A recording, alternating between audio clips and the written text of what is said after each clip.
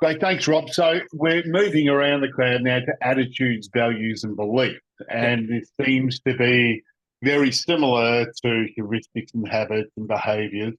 How does this differ?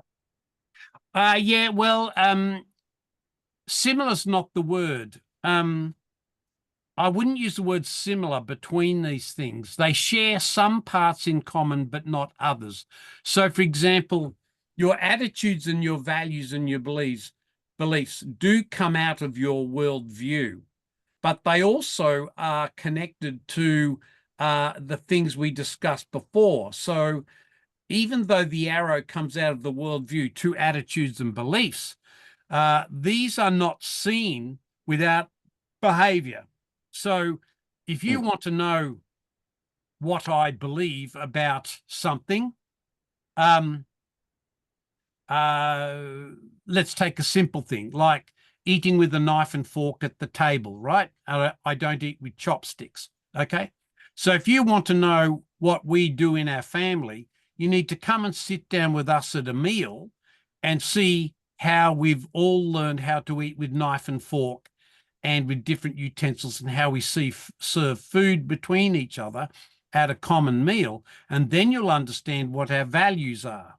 But if I go to India and I'm in a meal there with a group of people, there may be no knives and forks at all. There may be a whole bunch of little bowls and we're all eating with our fingers.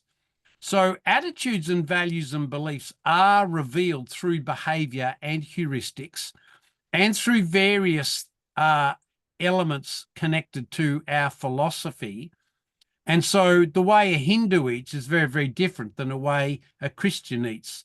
The way a Islamic person eats is very, very different than the way a Christian eats, because the way they prepare their food is according to a ritual. Now, you can't see that ritual. You'll only see the food on the table that you're eating.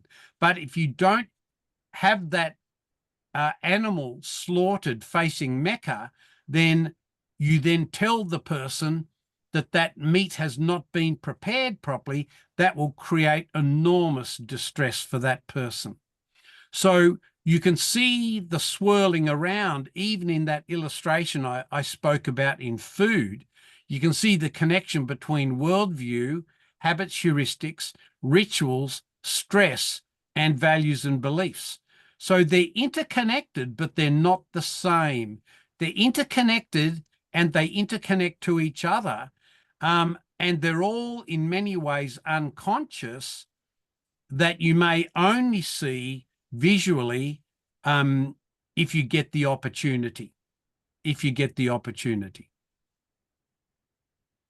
Right. That's fantastic. Thanks. We'll leave that one there and then